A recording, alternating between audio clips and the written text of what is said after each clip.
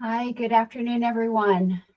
My name is Anthea Martin. I'm chair of the State Housing Board. It's top of the hour, so we'll go ahead and call the meeting to order, and we'll start today with a roll call. Sam Betters is absent today. Nancy Jackson, I see you. James Martinez, I saw you. Ryan Moses. I'm here, Anthea. Thanks. Thank you. Candace Payne.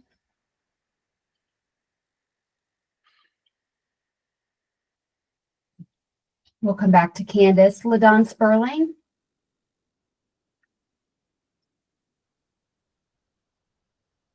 We'll come back to LaDon. Monique Terpstra. I'm here. Hi, Monique. Hi. Candace or LaDon, did either of you join?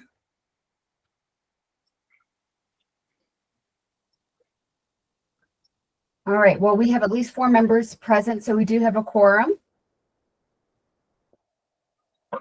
Yes, James? How's that, Anthea? I got the COVID, and so I'm home. But I have an emergency meeting for my job at 1:30 today. I can't miss it. Do you think this meeting will be finished by then, or is it going to carry over 1:30? I am not sure. And first of all, I'm sorry to hear that you're sick. Let me go ahead and reach out to LaDon and see if she's going to be joining, because then we can still have four members present. Hopefully LaDon or Candace will join us, and that won't be a problem, but we'll circle back to that, and I might just see if I can get started and talk very fast. Okay, thank you. Thanks.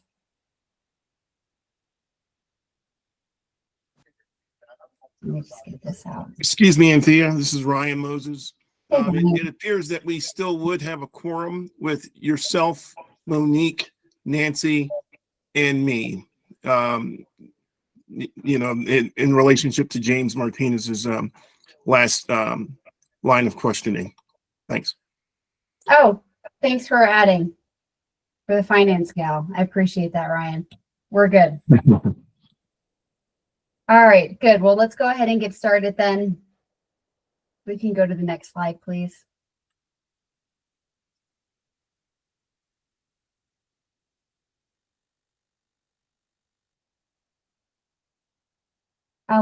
If I can request a motion for approval of the September 2024 meeting votes. So moved. This is James. Thanks, James. I'll second. Nancy. Thank you, Nancy. All those in favor signified by aye or hand raise. Aye. Aye. Is anybody opposed? Great. Thank you all for the support.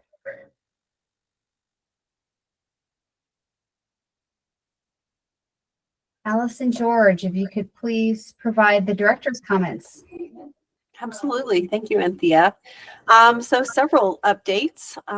So I think the biggest news is that congratulations go to Mo Miskell, DOH's deputy director, because December 1st, he is being promoted to the deputy executive director for the department, which is really exciting. So we're very excited for Mo. He's the perfect candidate and perfect person for that role, and really want to do all that we can do to support him as he's moving into the executive director's office. So very exciting. What that does, though, is it also opens up another deputy position that will be vacant within the Division of Housing. And so I had talked in past months about the fact that we created a second deputy position. That job is currently posted. And so now we are actually posting both positions. So we have 2 deputy positions that are currently posted. So please keep an eye out and refer people to this position, because they're really great opportunities to have a tremendous impact in the state of Colorado. So we'd love for folks to join our team And so we have 2 deputy director positions that we will be hiring for. Excited for that. The other big news is that Teresa Casano will be joining the division October 16th, next Wednesday, as our new director of our Office of Housing Finance and Sustainability. And so that is the person that will lead these meetings together with Anthea, the chair of our board. And so Teresa Casano, excited for her to join us. She is coming to us from Enterprise Community. Let's see, it's Enterprise. I've got it right here, Community Loan Fund, where she's the director currently. And before that, she was with New York City's Housing Preservation and Development Department, where she was also a director there. So she comes with great experience, and we're very excited to have her leading the Office of Housing Finance and Sustainability. And she will actually be up at the conference this week as well. I should mention the conference actually this week. So Housing Colorado has its annual conference. There will be 1,000 folks there from around the state and around the country actually to be looking at the creative solutions around housing need and how to address those needs. And so many DOH folks will be there. So hopefully we see you and also an opportunity to meet Teresa Casano in person. So with that, Anthea, I'm happy to turn it back to you, unless there are any questions. Any questions for Allison? All right. Well, thanks for the update, Allison. Hope Thank to you, see you Anthea. at the conference and all the staff. Next up, and really the main agenda for today, is the administrative rules public hearing for factory built structures. And so, Sam, do you want to kick us off here, or do you want me to just start with the rulemaking hearing script? I'm very happy to kick us off on that, Anthea. So as you know, we take care of factory built structures that are either built in state and moved from one location to the other, or built out of state and come into the state and set up in the state of Colorado. We do that with administrative rules in addition to our statute, and those administrative rules are, and the changes to the administrative rules, which is what we're considering today, go through a 15-person technical advisory committee that we run all these rules for, and you'll in the presentation, you'll hear from Anthea on all the different meetings and public outreach that we've had on these administrative rules. The reason that we're here primarily for rulemaking today is to incorporate updated building codes. We're going to bump up to the 2021 construction codes. We're also going to incorporate the Colorado Model Electric Ready and Solar Ready Code. Both the 2021 IECC, the International Energy Conservation Code, and the Colorado Model Electric Ready and Solar Ready Code are required by us to adopt by statute. And so we've had several meetings on both of those and how they're going to play out in relation to factory built structures. With that said, we have prepared a set of amended rules for consideration by the State Housing Board today.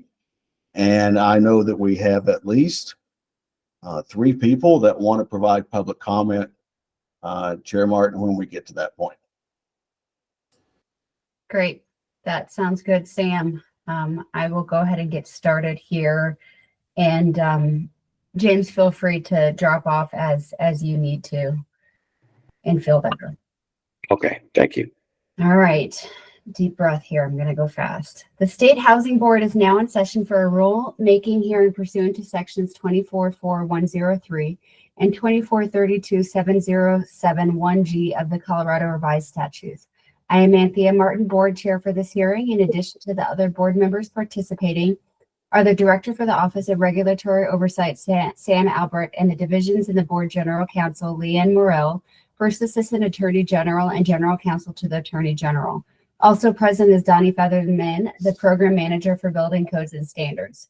We are holding this rulemaking hearing to adopt proposed amendments to administrative rules recommended through the Technical Advisory Committee, TAC. The Division of Housing convened TAC meetings, which were publicly noticed on February 27th, March 12th, April 9th, April 30th, May 21st, June 25th, and July 9th of 2024. Draft rules were also emailed to over 900 interested parties on August 9th, 2024.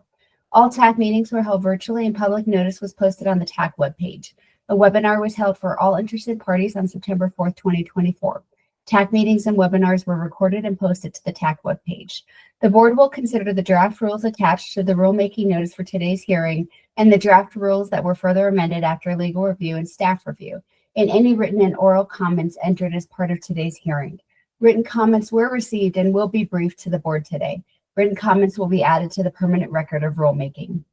The proposed regulations were filed electronically with the Secretary of State on August 27th, 2024, and updated on September 6th, 2024, for review and published in the September 10th, 2024 issue of the Colorado Register in compliance with statutory requirements. Further, the proposed regulations that were ultimately noticed with the Secretary of State were also filed electronically with the Colorado Office of Policy, Research, and Regulatory Reform on September 6th. This says 2043, but I'm guessing this is 2024. Yes. Thank you.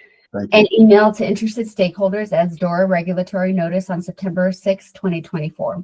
The Colorado Office of Policy, Research, and Regulatory Reform received a request on September 14, 2024 for a cost-benefit analysis.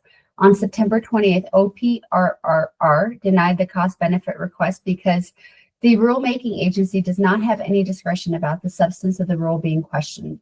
Additionally, pursuant to Section 24.41033B CRS, each individual requesting notification of proposed rulemaking was emailed a copy of the Notice of Rulemaking on September 7, 2024. The proposed regulations and the Notice of Rulemaking were also posted on the website of the Building Codes and Standards section on September 7, 2024. Each of these notices included a copy of the proposed rules, the basis, purpose, and authority, and instructions on how to provide written or verbal testimony to be included in the rulemaking hearing record. Copies of the proposed rules as noticed and as further amended, as well as the statement of basis, specific statutory authority, and purpose are available upon request. There were no submissions of written testimony provided after the published deadline that will be a part of the record. As part of the board's early stakeholder engagement process, comments in relation to the draft rules were requested by 5 p.m. on September 30th, 2024. Additional comments submitted after this deadline and prior to the close of the public comment hearing will be received and are considered part of the record. Are there any other written comments that anyone would like submitted and considered part of this record for rule-making hearing? If so, please email a copy to Sam Albrecht at Sam.Albrecht, Albrecht, at state.co.us, who will have them marked as part of the record. The purpose of this hearing is to allow interested parties the opportunity to present comments, data, views, testimony, and arguments concerning the rules as proposed. The public is invited to testify at this hearing. All comments will be limited to 3 minutes, and I request that redundancy be kept to a minimum. Each individual offering testimony at this rulemaking hearing must be on the record. Therefore, any person who wishes to speak at this hearing must also record their name, their address, and the organization represented, if any. You may register on the sign-up sheet prior to speaking. If you haven't done so, please register now. Today's hearing will be recorded, and I ask that people introduce themselves prior to testifying. I also ask that you speak loudly and clearly enough to ensure that your testimony is recorded. We will also accept any written submissions and make them part of the record. During deliberation, the board will consider all of the factors outlined in the Administrative Procedure Act. At this time, I will call individuals to testify in the order that staff has recorded their interest in speaking. Who is the first witness? Eric Freed. Eric Freed, I'm calling you up to testify. I submitted written testimony, but I didn't know that I was testifying orally, or I submitted written comments. Your written comments have been accepted and will be considered part of the record. There's no need for an oral testimony unless you want to. So I'll pass. Thank you. sure. Thank you, Eric. Appreciate your testimony. Next, Sam. The next I have is Mike Schmidt, if he is present. I do not see him present on the call. Yes, I am, Sam. Unfortunately, I couldn't change the NCX name on the Google Meets. I tried it before the meeting, but it didn't work. So I'm Mike Schmidt from Ensemble Ventures. When does the clock start? Now, the floor is Okay. My name is Mike Schmidt. I'm here on behalf of two organizations. I'm the founder and CEO of Ensemble Ventures, a biz dev firm here in Colorado Springs, and also a founder and member of Veteran Support Solutions, a 15-year-old company here or actually an 8-year-old company here in Colorado Springs that works with veterans, and we're exploring housing innovations. I also represent active participation with a group of international stakeholders called the ASTM International EO6.26 Tiny House Subcommittee, and we're developing new standards for the development of affordable and attainable housing using certified prefab tiny houses that can be placed in private property context to create tiny home communities. Why am I testifying today? The ASTM standards approach stands in stark difference to the ICC-driven model that the Division of Housing is considering for adopting in Colorado. ICC MBI 1205, which is being developed by ICC for states that do not have modular programs in place, is really not necessary for Colorado, as we already have a modular program, and obviously we were pursuing that path for tiny homes on permanent chassis under HB 22-1242. Also, the Colorado bill and its follow-on administrative rules completely ignored existing third-party inspection standards like ASTM 541. For the record, ASTM 541 is a statutory requirement that's referenced in 10 states and by HUD. There's been a lot of information about how Virginia has adopted both ICC MBI 1200 and 1205, but what they failed to mention is that ASTM E541 is the law in Virginia and supersedes any adopted codes. So instead, ICC is pushing and pursuing its own certification inspection standards process using internal organizations that it owns and controls, which we believe is anti-competitive and against all recognized industry standard processes. We believe that the Colorado legislators and rulemaking bodies need to be aware of this conflict of interest and consider it as it considers adopting ICC 1205. In addition, I believe as a result of the final version of the administrative rules that have been developed in Colorado for tiny houses to be included in the current modular housing rules has effectively stripped out some of the innovation from and potential cost savings to be gained by creating a new class of affordable housing using a tiny house model, and obviously has reduced some of the potential for creating tiny home communities. We need to build housing like we build and sell cars, with an approved and tested design once, where a tiny house can be purchased by anyone from an authorized and certified builder once, and installed using a pre-designed and approved platform that integrates local utilities once, and used according to the user's needs in a fixed and or mobile environment with a minimum of government red tape. So again, back in 2016, I was retained as the Tiny Home Industry Association Business Development Director. I got involved in the standard setting process at that time and developed some of these innovative solutions that we're talking about today in ASTM.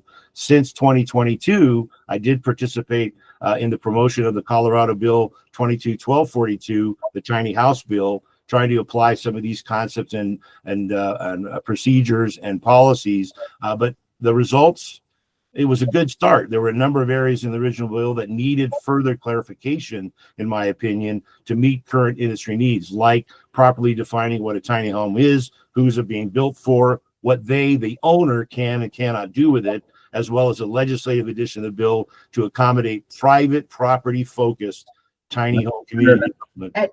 3 minutes, you can let Mr. Schmidt wrap up, or you can cut him off. Go ahead and cut me off. I'll send in the document. Okay, that sounds great. Thank you for your testimony. Appreciate it. It looks like we have 2 hands raised. James Martinez. Sorry, I don't know how that happened. Okay, there was someone else who had a hand raised, but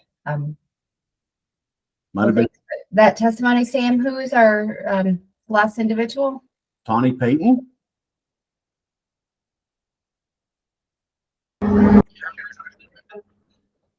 Hi, Tawny. Good afternoon. Good afternoon. Thank you, Madam Chair. My name is Tawny Payton. I'm the Executive Director for the Rocky Mountain Home Association. We represent the manufactured and modular home industry in Colorado. I would like to say thank you for listening to my testimony today. And I would like to acknowledge Sam and Donnie and the entire TAC for their willingness to work with industry, to take everyone's input and look for opportunities to create more opportunities for our industry to grow and to be flexible as we work through all of this. The adoption of this new energy code will add cost to housing, which is unfortunate. And that is a message that we have all heard throughout the entire process, and even when the bill was going through the legislature last year. But with that being said, we are working with Codes and Standards section to make it work for everyone. I would also like to point out, I shared a few comments with Donnie and Sam, and hopefully they will touch on those after the testimony. But something else that I would just like to place a marker on, Sam, Donnie, and I were working on sections 6.10 through 6.11, which is specifically the registration section for installers. There are hurdles and challenges in the installer registration requirements that is discouraging people from entering that profession. And as our installers are aging out, it is important that we attract new installers into the industry.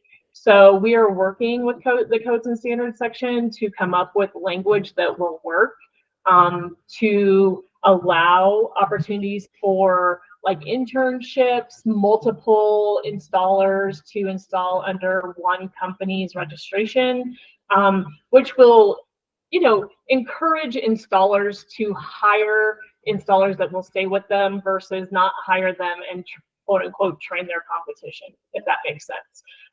So we are working on that language still. We were hoping to have something ready for you all to consider today, but unfortunately, with some new information that I learned from the insurance and bond companies, we just didn't want to rush something through. So in talking with Sam, it sounds like there hopefully is a request to enter into another rulemaking session to address that issue specifically. Outside of that, I just, again, want to acknowledge Sam and Donnie for just all their efforts to work with the industry. Thank you. Thank you, Tawny. LaDawn? So would we have a special rulemaking session to address that issue, Sam, or would we have to wait until next year? We would have a special session. We would not, it would be the same process as we go through and is required by statute, is to take the 610, 611 change to the Technical Advisory Committee, flesh it all out, have a public meeting on it, and then come back and have a public hearing on it. And we'll address that. There may be a couple other cleanup things we catch as we go to press with this. Okay, because I feel like that sounds like an important enough issue that I'd hate to have it be on the back burner for a year. No, it doesn't have to wait a year. I just need a few more minutes of your time. That's okay. Yep, future date. Sam, in the meeting notes, it asked that everyone state their name. Anyone who is providing testimony state their name and their address and their organization. I don't think that Mike or Tawny stated their address. Do we want them to do that now for the record? That'd be great. Okay. Tawny, if you could please state your address. Absolutely. It's 30928 County Road 356, Buena Vista, Colorado. Thank you. And Mike, if you are still on, could you please state your address for the record? Yeah, Mike Schmidt, P.O. Box 1598, Colorado Springs, Colorado 80935. That was 15198, just to make sure. Thank you. Sam, do we have any more testimony? I would open it up to anybody else in the meeting. I don't have any other requested testimony. The floor is open.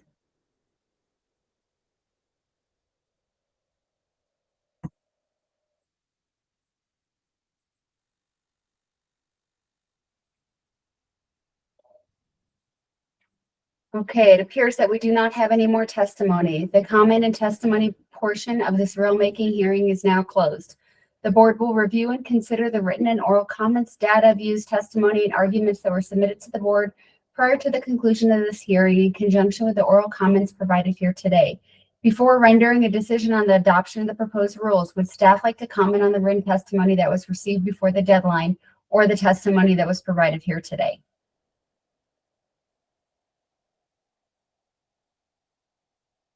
After adoption, the rules will be forwarded to the Attorney General's office with a request for an opinion on the constitutionality and legality of the rules. On or before the 20th day following the adoption of the regulations, the rules and the opinion of the Attorney General will be filed with the Secretary of State for publication in the Code of Colorado Regulations. On or before the 20th day following the adoption of the rules will be filed with the Office of Legislative Legal Services as required by law.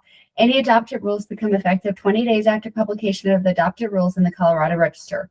Please note that the effective date of these rules will be January 1st, 2025, if adopted today.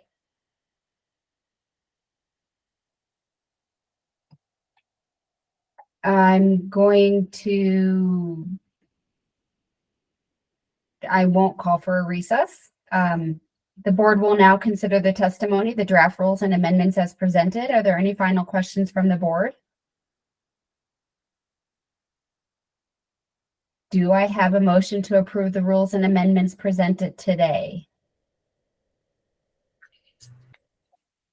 This is Nancy. I'll move that. Thanks, Nancy. Yes. I'll second. This is Ladon. Thanks, LaDon. Any further discussion? I can ask for a roll call to vote, either a yes or a hand raise. Aye. James? Or an aye or a hand Hi, raise. Brian. Thank you all. Hi, Any- Candace. Hi, Candace. Anyone opposed? The administrative rules have been passed at this time. I close the rulemaking hearing at this time and thank you all for your cooperation. Thank you so much. Thanks, Sam.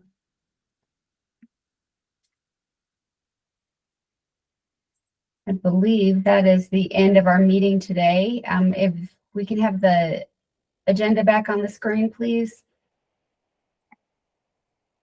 I think Mo had something. Do I have something?